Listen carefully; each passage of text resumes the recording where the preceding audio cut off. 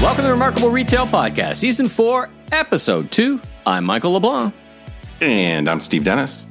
Well, Steve, a solo episode, our first solo episode of our fourth season. We had a great kickoff to the season, great response, and a fantastic interview with the CEO of Ulta. That was just a great response from our community. And once again, thanks to our fantastic speakers who always join us. On this episode, it's a special episode. We're changing up the format a little bit. It's prediction episode. Yes. I'm going to go out on a limb with some predictions. You know, I think I've said this a few times on the podcast that I don't really consider myself a retail futurist. I don't really like to be in the predictions game. But hey, I have a joke for you, though. Oh, what's the difference between a retail futurist and God? I don't know. What? God doesn't think he's a retail futurist. That's why I don't tell jokes on the podcast. But in any event, yes, we've got predictions today. But I think first we're going to recap or assess the predictions I made last year to see how I did. Yeah, well, it's a great way to start because it's a full end-to-end episode. We spent a bit of time on what you thought would happen in this crazy mixed-up world we're living in, this COVID era that keeps on going, and then in 2022. So let's start. And I think you graded your predictions. I did. I'm all about accountability, Michael. You are all about accountability. So let's take it from the top. Let's talk about your review of 2021 predictions, self-assessment. How did you do? How did you feel you did overall? Overall, I felt like I did pretty well. My caveat on my overall grade, which is probably A-, B+, is I did not anticipate, and I think I'm not alone here, that COVID would still be such a big part of what was going on in retail in the second half of 2021. So that's my little muted grading. But I published these predictions. If anybody, I guess, probably put this in the show notes. I published these on Forbes a year ago. Yeah, I have the list in front of me. The Great Acceleration Moderates. Yeah, so this one I gave myself a B+. I think, our friend Carl and Scott and a bunch of other people talked about the Great Acceleration, that this idea, particularly for e-commerce and all things digital, that we jumped forward many years. And certainly in 2020, we saw just a massive growth in all sorts of new technology, but in e-commerce adoption in particular. And in fact, I got this mostly right. E-commerce growth has slowed down quite a bit. It's still pretty robust. The other part of this prediction was that some of the categories that got really distorted, like home fitness and, home office equipment, all these kind of work from home categories would start to go more towards their averages. And that has happened, not as broadly as I would have thought. Groceries still performing really, really well relative to restaurants and those kinds of things. So that's where I would say I didn't get it quite right, but primarily because of COVID's persistence. Physical retail. Still not dead. I got to think you did pretty well. You got to self-assess yourself pretty well on that one. Yeah, I'm going to give myself an A on this. This was the first year in a while that store openings surpassed store closings, at least according to Coresight. 13th straight year in the U.S. anyway of physical retail growth. So while e-commerce is growing much more quickly, physical retail is still growing, and lots of investments in new stores on the part of, in fact, we talked about Ulta because we just had Dave on. I mean, Ulta opened a bunch of stores, a lot of, I guess you'd consider more legacy retailers opening hundreds and hundreds of stores, but also folks like Target, Walmart investing in their existing stores. And then we've got the Warby Parkers of the world opening a lot of stores. So a lot of store growth. And I think the other thing that happened that COVID really shone a light on is the role of stores in e-commerce fulfillment and as marketing for e-commerce and all those kind of things. So kind of a new appreciation for physical stores, I think, has kind of put the attention back on the stores themselves and the willingness or the smart thinking to open more stores. Bifurcation 2.0, hollowing out of the mediocre middle. What did you So think? I get a little stipend every time I say bifurcation, but this idea that I've been talking about for a while, and the reason I call it bifurcation 2.0 is because I've been talking about the bifurcation of retail for almost a decade, which is this idea that success is being found at either end of a kind of a value spectrum. So lots of success in dollar stores and off price at one end of the spectrum, and then higher end specialty stores, luxury doing well at the other end of the spectrum, but these in the kind of unremarkable middle, or those in the unremarkable middle, are really struggling. What I thought would happen, and I gave myself a B plus on this, is that while it's true that kind of the differences between the haves and have-nots are growing more pronounced, and definitely the value side of retail has done much, much better than those in the middle, I didn't see as much fallout in the middle as I expected. And I think, again, some of that has to do with a lot of stimulus dollars from the federal government. So that, I think, kind of propped up the middle a little bit more than I expected. I also have to think, when I look at the results coming out, as we were talking about our last episode, just, huge growth in retail. I got to think it's one of those, as the water rises, all boats float scenarios as well, right? Sure. Yeah. The hybridization of retail takes center stage. Yeah. So this one I gave myself also a B plus. So we've talked about this on the podcast, and I've written quite a lot about it, and I'm speaking about it a lot, is this idea that retail is not so much kind of a dualistic thing of you've got e-commerce and you've got physical retail. We've seen much more blurring of that. And I think, again, that's become really obvious. But it's also the hybridization that's occurring in the supply chain, where stores are serving this role, as we just talked about, in fulfilling e-commerce orders. E-commerce is much more obviously driving traffic to stores and vice versa. So we've got a much more kind of hybrid mixed retail world, and that is starting to change the way some retailers are investing. So I think for sure that happened. I've noticed a number of companies talking about hybrid retail in a more active way, but again, I wouldn't say it was as pronounced as I expected. And I'm not sure that's because of COVID. I think I just felt like this was going to move more quickly and retailers would be more innovative and aggressive in making some changes, and that hasn't really happened as much. All right, moving on. Grocery wars escalate. Yeah, so here's another one where I'm going to make a very similar comment. So I gave myself a B. I thought because of a lot of the new digital adoption in grocery, the increase in same-day delivery, next hour delivery in some cases, Amazon making a big push into physical grocery, that we'd really see this incredible battle. And hasn't really happened. The grocery business overall has done well. We haven't really seen anybody drop out. And again, I think this has to do with the grocery spending is so elevated that it's not yet putting much profit pressure on the weaker players in grocery. Work from wherever rewires retail real estate strategy. They all feel like they're kind of in a box of, this kind of big sales year would kind of distort some of the end results. How did you rank yourself on the rewiring of the rewiring? That's easy for you to say. Apparently not. The rewiring of retail real estate. I gave myself a B minus. This was another one. There was this narrative, which I would say, I guess I bought into, that some of the urban cores in big cities like New York, Toronto, I guess, and this is where I think we see some real differences across country, across, even different parts of the U.S., that the urban cores would really struggle, and that would cause many more stores to close in those areas, and the investment to shift in a pretty massive way to the suburbs or to second-tier cities.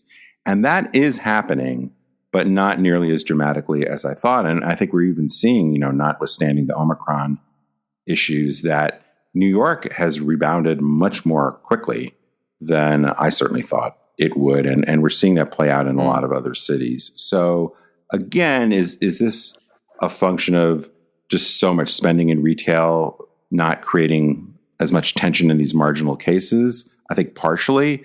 But I think, it turns out people like living in cities. And so I think the thing that's really changed the most, and I think Placer AI, our friends there, have got some data on this, is that actually people's spending during the course of the day is what's shifting. People working from home, they might be running out to a store during the day where they couldn't do that because they would be in their offices and haven't done the commute yet. So I think that's maybe perhaps the bigger change. But I don't think the full story has not been written on this yet. Well, I think that was going to be my one comment. I think you may be judging yourself a bit harshly on that because, real estate is a trailing indicator, right? It takes a long time to get in and out of these leases. So I think you're right, but the change is going to be happening slower just because, I talked to retailers, said, listen, I got a 10-year lease. I got to make it work until I move the store. All right. So Professor Mike is giving me an incomplete. That's what I'm hearing. All right. Let's see. What's next? Without a return to fun, we won't see a return to luxury and fashion recovery. Actually, I think you skipped over cheaper real estate creates new opportunities. Oh, I did. Okay. And I don't want to skip that because I gave myself an A. You don't want to skip that. Okay. And this is a little similar to the other point. I mean, there's lots of investment from legacy and disruptors in existing and new formats. We are hearing, I think you've heard this as well, anecdotally, that both old and new tenants are getting more favorable lease terms, both cheaper but more flexible, not having to sign a 10 or 15-year deal. And I think certainly when we talk about Allbirds and Warby Parker, and we're going to have the founder of Vuori on, there's a lot of great deals that are allowing folks to expand more aggressively. Whether it's literally much cheaper that's driving that, that's arguable because as we talked about earlier, I think some of this is really an appreciation for how physical retail is complementary to a total brand experience. And thinking back to our interview with Scott Galloway, he colorfully said, you used to be stuck with a 10-year weeping sore, but maybe the rates are the same, but you can get the hell out if if the situation changed, maybe you didn't make the right call in a year, not, stuck with it for 10 years. I think that's a huge thing. You can take more risk. So back to number 8, without a return to fun, won't see a luxury fashion recovery.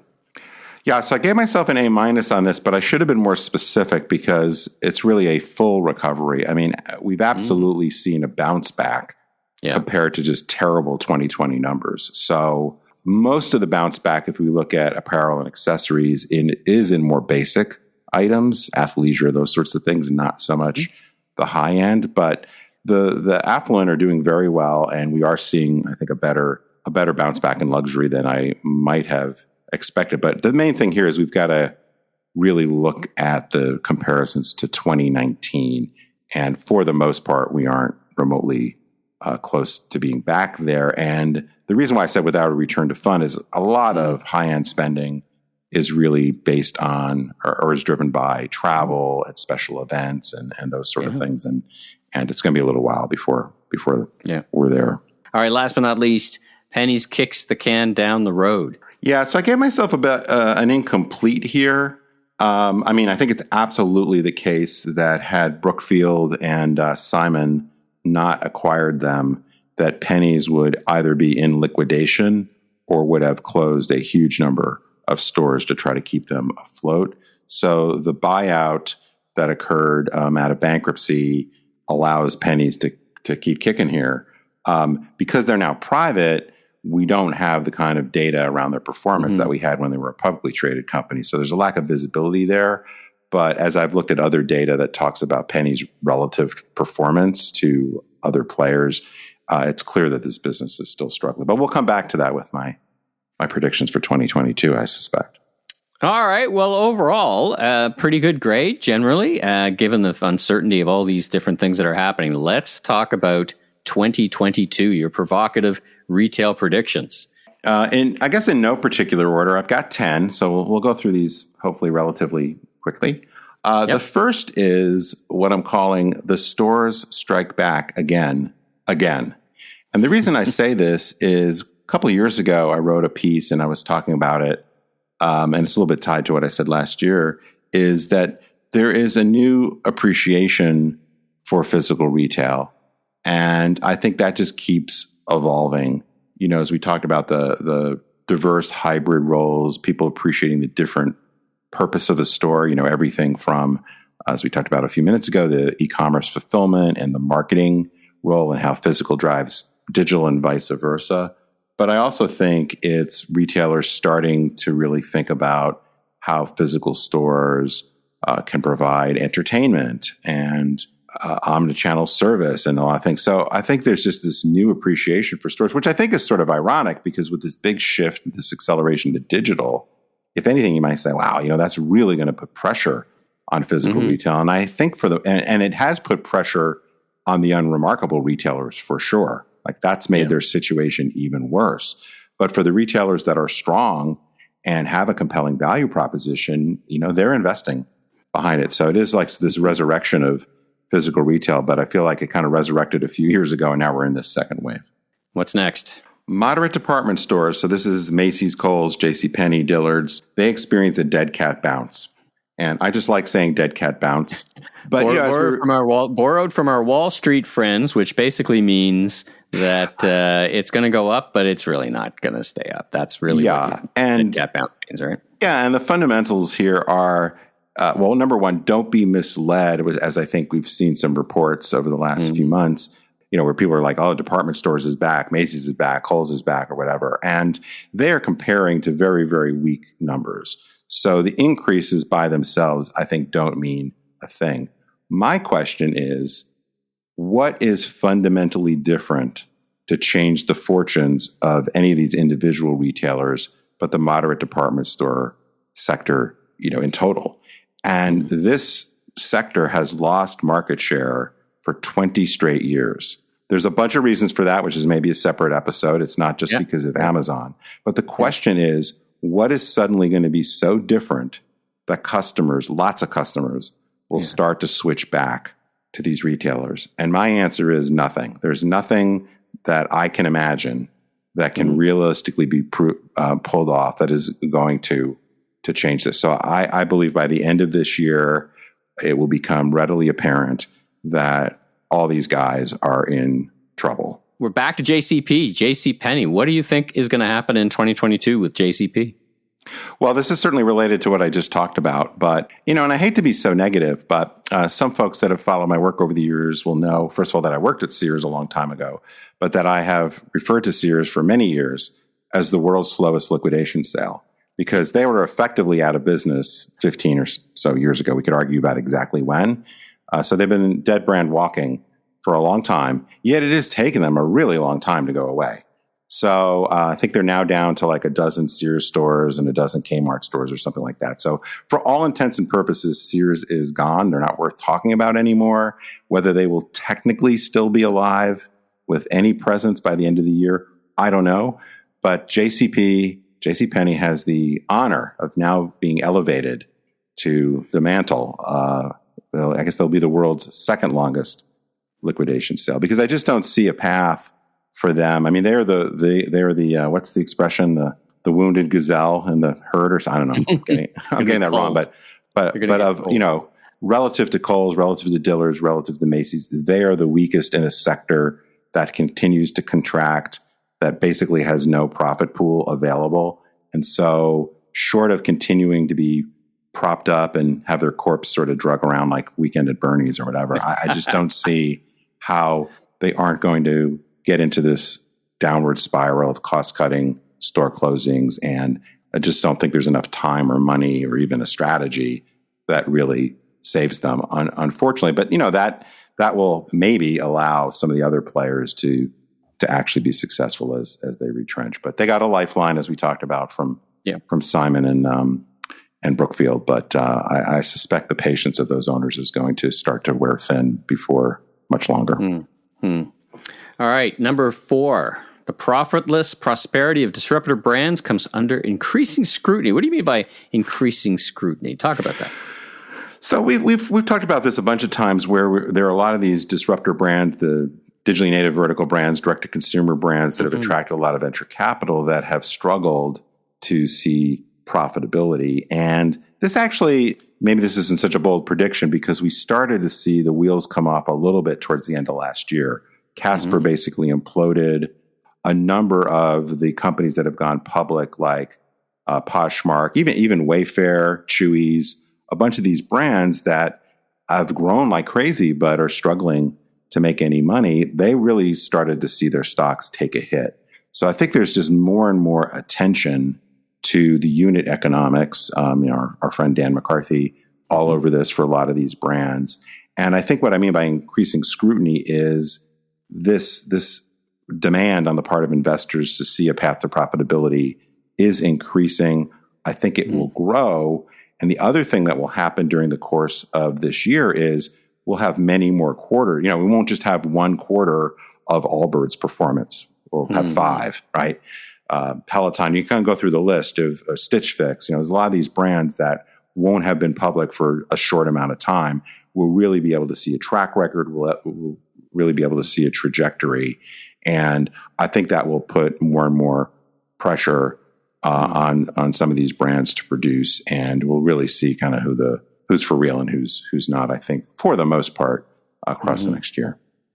You are drawing a direct line to, whether it's stock price or whether how they're seen in the investment community. You're speaking less to how consumers think of it. Maybe ask the average consumer. They don't know what happened to Casper. They like their bed and they might buy another one. So how do you reconcile the two? Is your concern that this scrutiny or this reality of performance starts to impede their ability to grow and acquire customers and just run the business?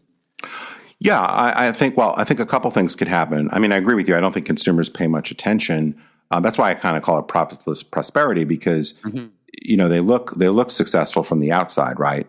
But eventually, they've got to make money. So I think there's a couple possible things that can happen. I think some of these will get in significant enough trouble that they need to be acquired. What I call sort of a savior acquisition, which is kind of what happened with Casper, arguably what happened with Bonobos and Walmart a few years ago, Jet. So I think there'll be some acquisitions in this space because there will be some there. It's just that the economics don't allow them to keep going as independent entities. But I think it will affect some of these companies' ability to raise the capital they need to expand and fund these losses. And in a lot of cases, because many of these brands are either well into or starting the opening of physical stores, which I think in general is a good strategy, that's not an insignificant investment. And so I think some of them are going to really have a reckoning between what their preferred path of growth looks like and just the realities of being able to fund it. Well, it's interesting because we've seen some other consolidation plays happening out of the first wave of, retailers going into protection. We had, companies start up and kind of consolidate many companies under their wing. And the idea, and we even spoke to a few who do that in the Amazon world, they'd say, well, we're just going to have a bunch of common services that serve all. Individually, they can't stand on their own. I mean, that's what you and I would kind of figure out as that kind of industry vertical consolidation strategy. I think that's a possible outcome to some of what. Yeah, I think there's definitely there's a set of companies that fit into that. But if your unit economics aren't strong and you're facing escalating marketing costs, the whole marketing equation has gotten a lot tougher because the toll booth operators are raising the prices, and you've got the cookie restrictions, and there's a lot of things that just made that what was a fairly low cost channel for gaining customers way more expensive. So so there's going to be different outcomes depending on different players. So this whole disruptor space is there's a lot of them, right? So it's a little hard to boil it down, but I think in general we're just going to see a lot more pressure to achieve profitability and some difficulty in being able to raise the capital to continue growing.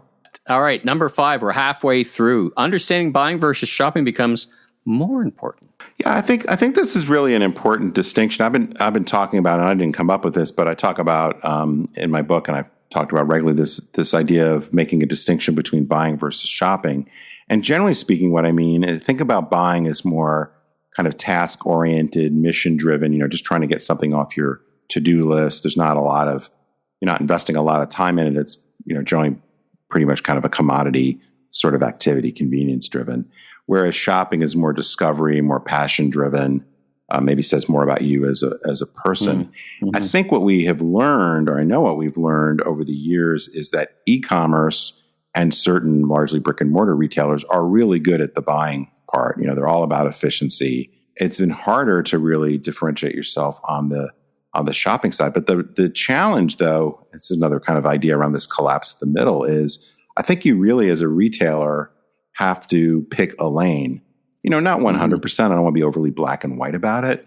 But, part of the problem, just to pick on JCPenney some more, is JCPenney has a lot of stuff in a really big store, and none of it is particularly differentiated. So if you can get a polo shirt anywhere, whether that's online or at Kohl's or TJX or whatever, what's the reason to go to Penny? It's that's the worst case scenario, because in many cases, location, I guess.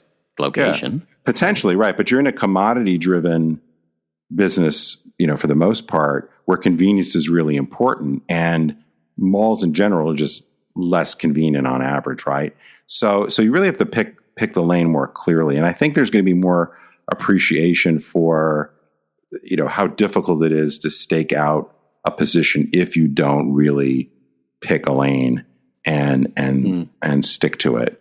And I think the folks that really kind of straddle the middle, but also even if they picked a lane, don't get really, really good at whatever lane they choose. It's just going to be harder and harder for them to compete, particularly as retail sort of settles down and we don't have as many effects of stimulus and stock market going crazy. All right. Speaking of forks in the road, actually, that's not a great segue, but Amazon double clicks on its physical dreams. What do you think of that? Yeah. So I got some pushback a few years ago when I wrote a piece for Forbes that said that Amazon's future was going to be increasingly driven by brick and mortar. And a lot of people told me I was crazy. Well, I don't think I'm that crazy. I mean, obviously, Amazon still is overwhelmingly an e-commerce company. Yeah. They still have plenty of growth in that model. But what a lot of people don't appreciate is, number one, they already do $20 billion or almost $20 billion in their physical stores.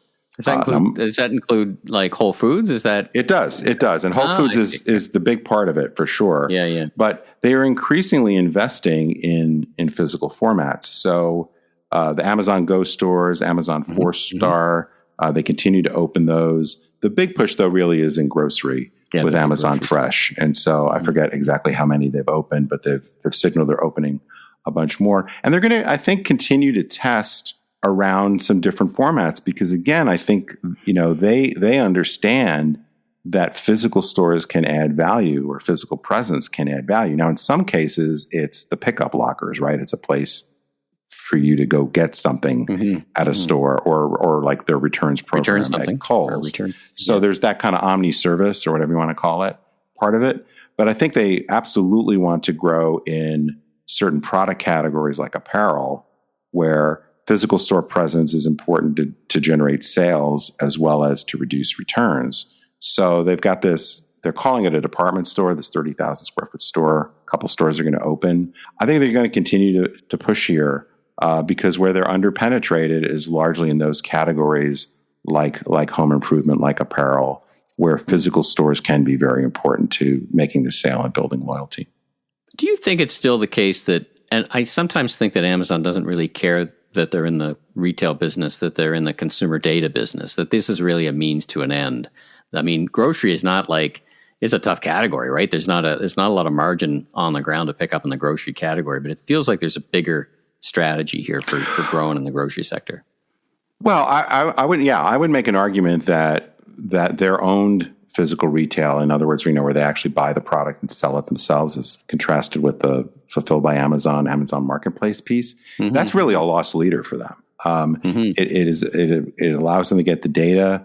It allows them to then monetize it through their advertising, Amazon marketing, and just kind of spinning the flywheel more broadly. I think, they understand if they can form relationships with customers through some of these gateway categories or like grocery, more frequently purchased items, that it drives their overall growth, which is good for their investor story. But it really turns the flywheel. It's not because, oh my God, groceries is amazingly profitable business. And we can, generate billions of dollars of incremental profit through selling groceries. They can generate billions of dollars of incremental value through the whole flywheel and monetizing that customer relationship and data. All right, number 7. We're at 7. I guess that's the 7th inning, so we should get up and stretch here just for a minute. All right. The Great Reconfiguration gains momentum. What's that? Well, I'm pretty jealous because there are a lot of other people that have their own great.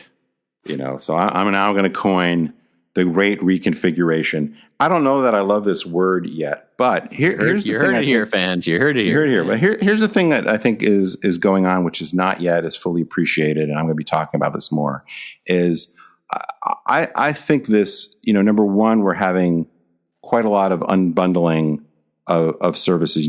Digital technology in general obviously reduces the need, to do things in person, but it also allows you to go to market in ways that you couldn't before. For the most part, retail was kind of a one-size-fits-all model. If you look at the most successful retailers historically, the Walmarts, the Targets, they're pretty much kind of a one-size-fits-all. And then they layered on top of that e-commerce. But I think because of this hybrid thing we talked about, there's really going to be a need for a lot of retailers to fundamentally think their go-to-market strategy, to think less about formats and channels, think more about their brand as a platform that they could reconfigure in fundamentally different ways. So you may be reconfiguring your value proposition, right? You may be bringing more services in or subscriptions or, some of the NFTs, there's a whole bunch of other stuff that you can bring together in a value proposition in ways that you couldn't before.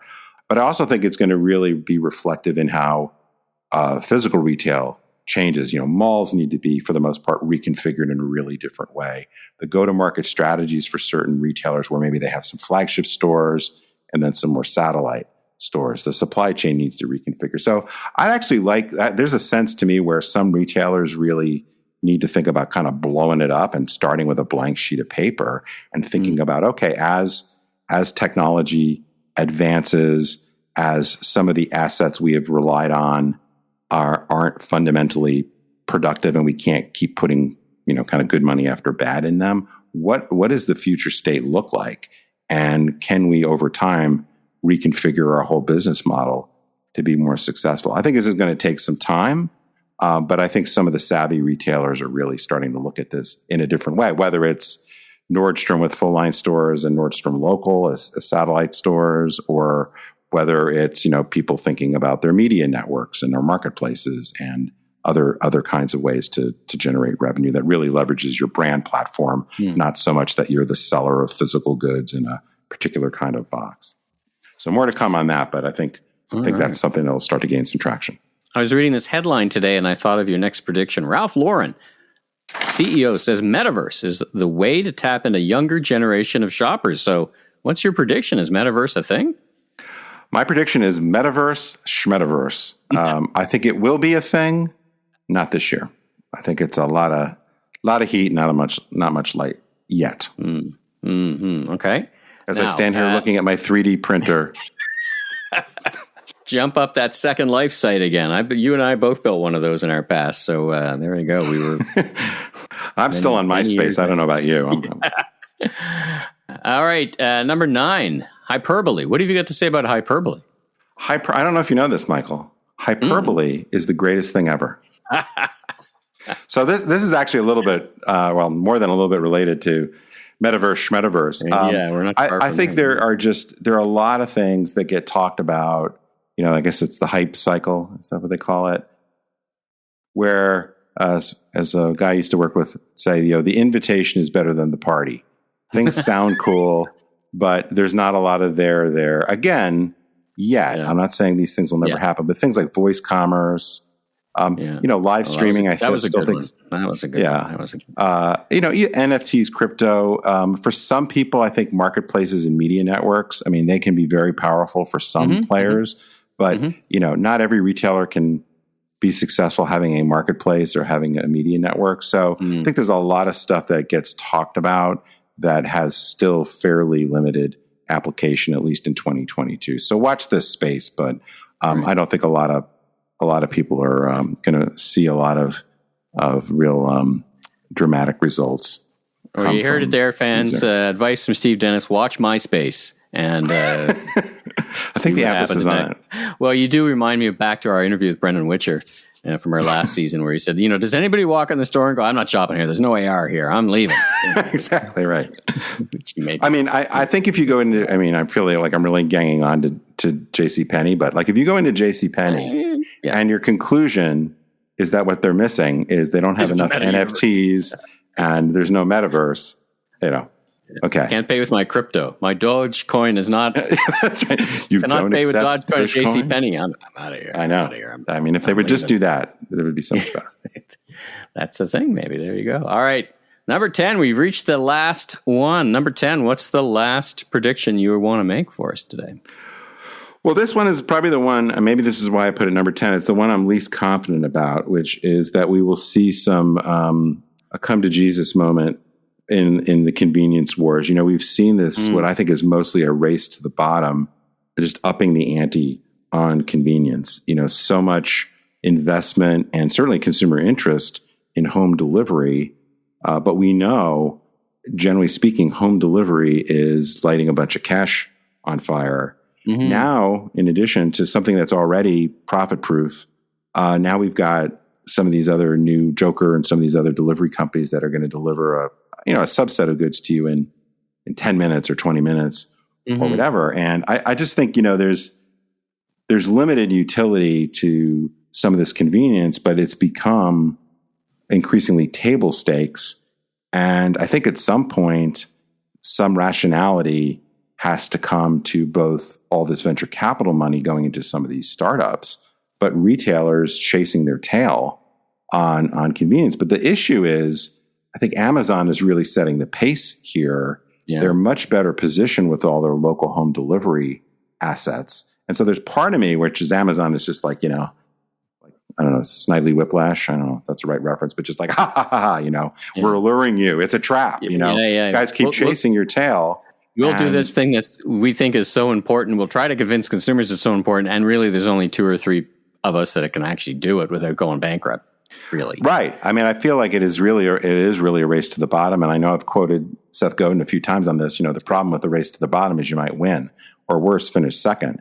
And I think we're just going to see, but again, I think I could be wrong because there's so much venture capital money going into this. And I think on the part of particularly the Krogers, the Walmarts of the world, you know, trying to keep pace with Amazon in some respects, that they're kind of forced to do it. So perhaps a reckoning won't come. But I definitely think somehow or other there's going to be pressure to try to dramatically improve the profitability. And some of that can be done with technology like micro-fulfillment, which we talked with Fabric a while back on. But some of this has to be pricing and kind of re-merchandising your offering to try to steer people away from fundamentally uneconomic behavior.